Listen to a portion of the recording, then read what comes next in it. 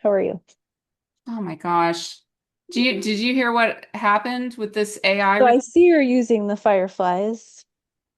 Well, this is not mine. This belongs to someone else. Someone else sent this AI here to take notes, and it was recording, and I saw it said recording, and I thought my recording was going. It wasn't. It's this AI recording me. So I don't have a copy of this session. So you didn't do the regular Zoom recording because you Oh, thought it was recording. oh, I'm recording.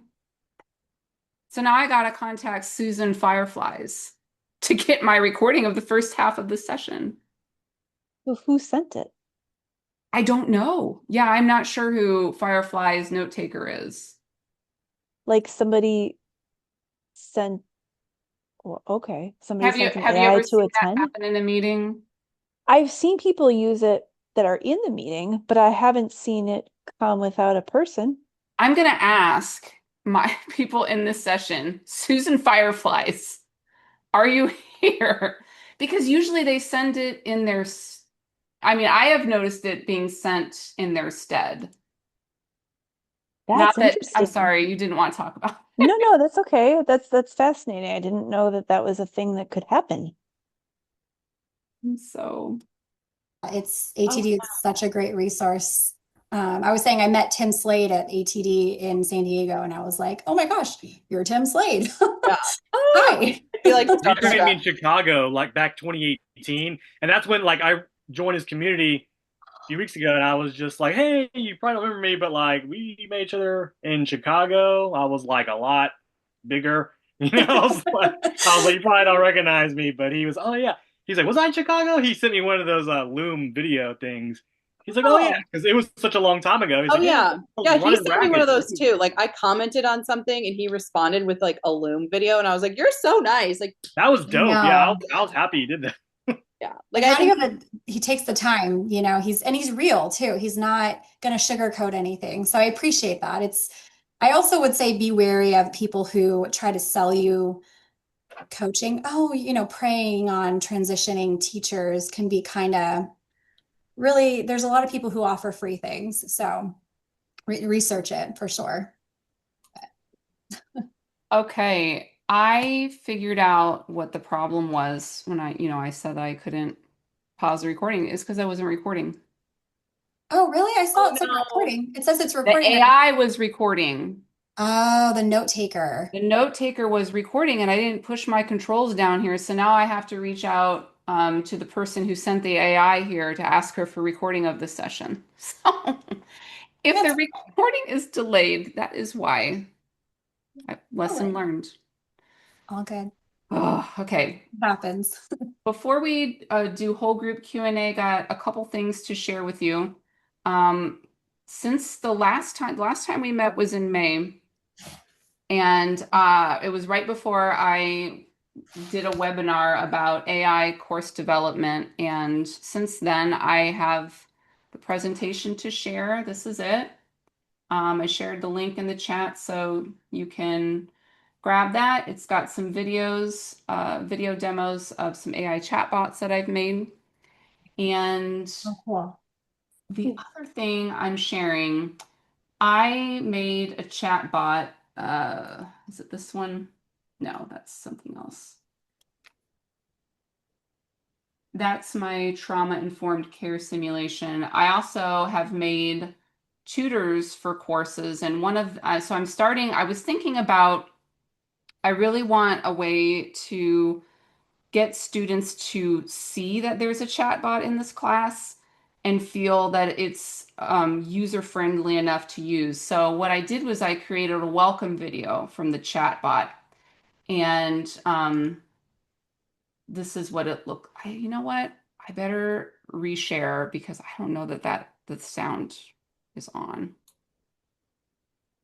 I'm going to stop at about a minute in. Hi, I'm Sage, your personalized PHY 1100 tutor. I am an AI chatbot that specializes in physics. I have read your physics textbook and I'm familiar with the content and structure of this online course. I'm here to help you better understand physics, especially the concepts that are the most difficult for you to understand. I can simplify complex topics into more manageable parts. I can provide everyday examples. I can walk you through the steps for solving a problem. And I'm always patient, positive, and supportive. You never have to worry about asking a silly question or wonder whether the question is too hard for me. And the best part is that you are the driver. Even if you are not quite sure what you don't understand, I can ask questions to help determine how best to help you. When you have a conversation with me, I will keep track of your progress in that conversation and evaluate your responses to determine how well you have demonstrated understanding of key topic objectives and course outcomes. You can ask me at any time in our conversation to assess your understanding of the topic we're discussing, and I will provide you an assessment. This can help you judge how prepared you are for upcoming assessments in the course. So that is, I'm like, I watch this. That's just so cool. I made an image in ChatGPT and then I gave it to Hey Gen AI, which is what created the video. I wrote a script separately, so the script is all me. And I gave the script and the picture to Hey Gen, and I selected a voice from 11 Labs and brought it in and put the whole thing together. She doesn't move like at all, but her head's pretty good. Yeah. She is smiling a little too much. But I didn't give her a variety of facial expressions. But it's pretty good. And I think that it does the job of making students aware it's there. It's not super scary and how it can help. Now, the second half of the video is about the guidelines, what they shouldn't be doing with it, how it can be used to violate academic integrity policy, and things they shouldn't put in it. So I covered all of that in the second half of the video. But I was super excited about this because it's right at that AI and human-centered design intersection. So I'm really curious to see how this is going to go because this course goes live in the fall. And if you want to check out that chat bot, it's in the agenda. It's one of the links in the resources on the second page. Good job. Um, So cool. Yeah, I'm that's so really excited. cool. I've used HeyGen before too. It's a cool tool.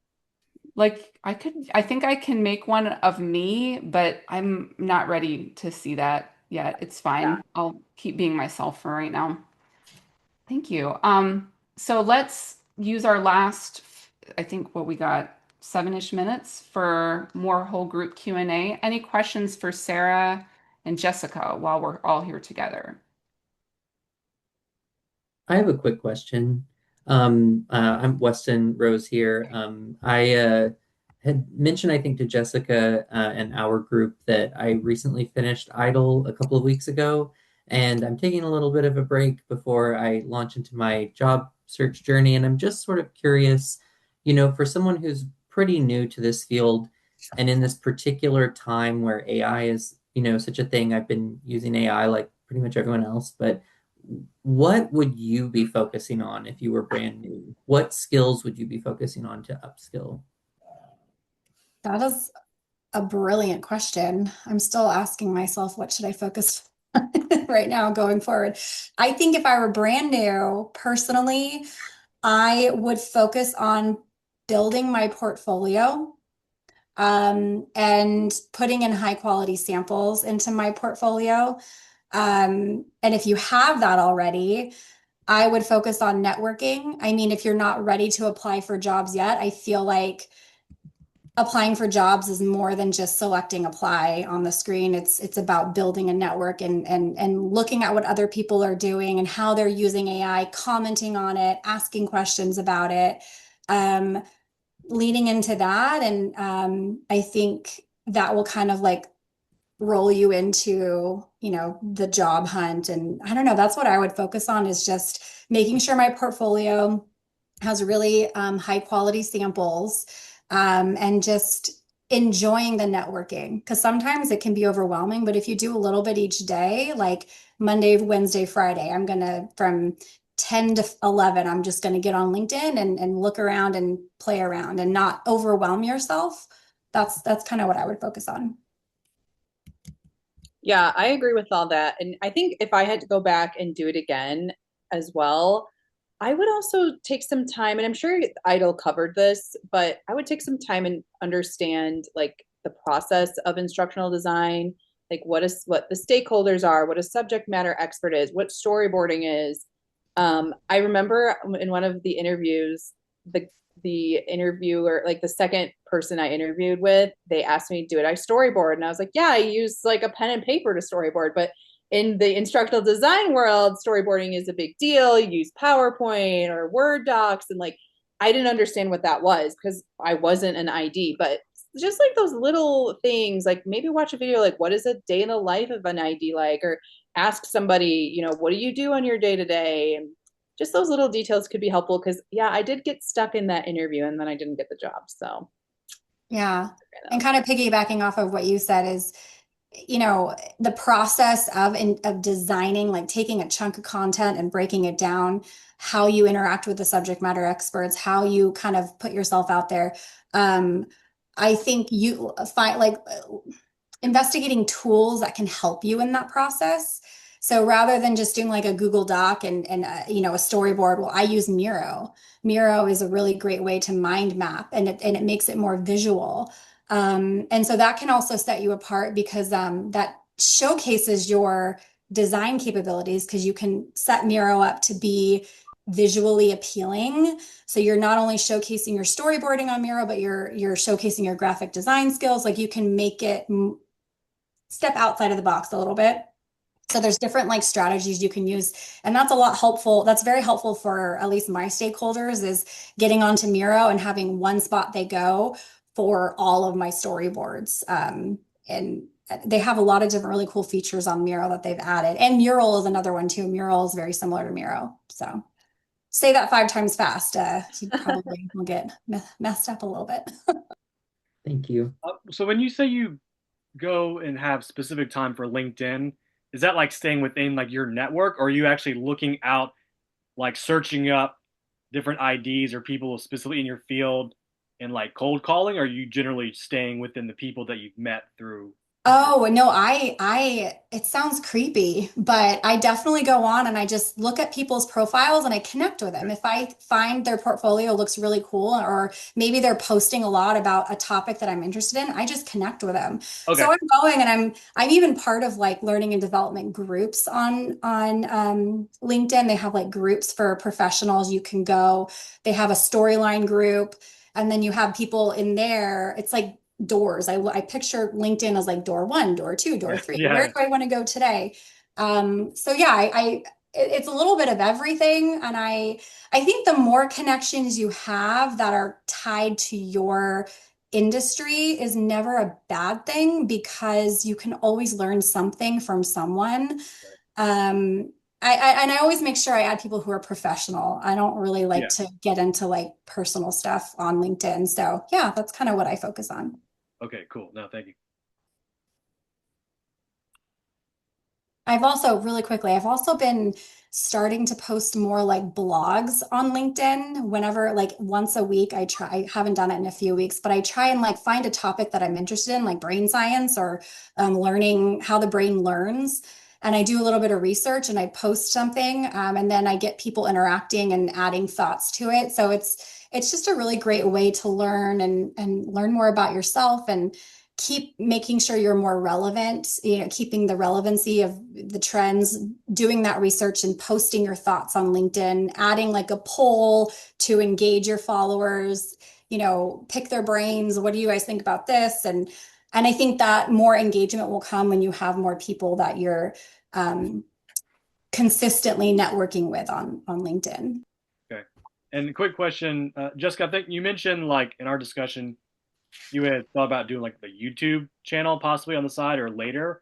Is that something that, you know, you would do more of just like to showcase your work, or to like kind of like what Tim was saying about working out loud, like having it where you're doing like tutorial videos? Because that's one of the questions. That's why I asked in the community about the software for screen sharing, and oh just to yeah. try to make sure that if I was to do a channel or giving that back to you all in the community, like going through and showing you like my different kinds of projects, or just Yeah. kind of my design process. So is that something Whatever you you up want. for? Yeah. Because I didn't I didn't know because I haven't done like YouTube posting, and I know some people the way they edit it, it's very like gimmicky, like blah, blah, blah, blah, Yeah. like trying to say this, but it's like, or is it you're just trying to stay like professional? Because I think if I was to do something on YouTube, it would just be more professional. Like, hey, look, Yeah. like Same. this is who I am. This is what I've learned. I just want to show you, kind of dig into my mind of like how I think about things, and then also employers could look at that and say, oh, Right. person, Yeah. he's not just posting random stuff, like he's actually thinking about it, kind of what you were saying, Sarah, like some of you're passionate about, and to kind of go in depth so people know you're for real and not like gimmicky. Yeah. Me personally, I'm trying to kind of get into like the teacher career transition Right. space. So I just put my handle, I have an Instagram, and I just started doing YouTube. Like I literally just started a video today. So I'm hoping to get it uploaded soon. So if you Nice. want to give me a follow there, Oh, definitely. I want to start like connecting with people, with teachers more. I specifically really want to get the teachers who don't have LinkedIn onto LinkedIn because that's so important. Right. So that's kind of why I decided let's try social media a little bit. Let's connect with the teachers there, and hopefully it works. I appreciate it. All right, everybody. I need to get to tucking kids into bed. So, Late. I want to thank Jessica and Sarah so much for being here today. And I did not get a chance to say earlier, but we have our next meeting is August 5th, Tuesday, August 5th. We always meet the first Tuesday of the month. So if you want to know ahead of time what month, it's always the first Tuesday of the month from 7 to 8 p.m. The registration link is in the chat. You can grab it before we head out. And I also have a feedback form. If you want to stay connected with me, let me know what you think about the session. I'm happy to connect with you that way.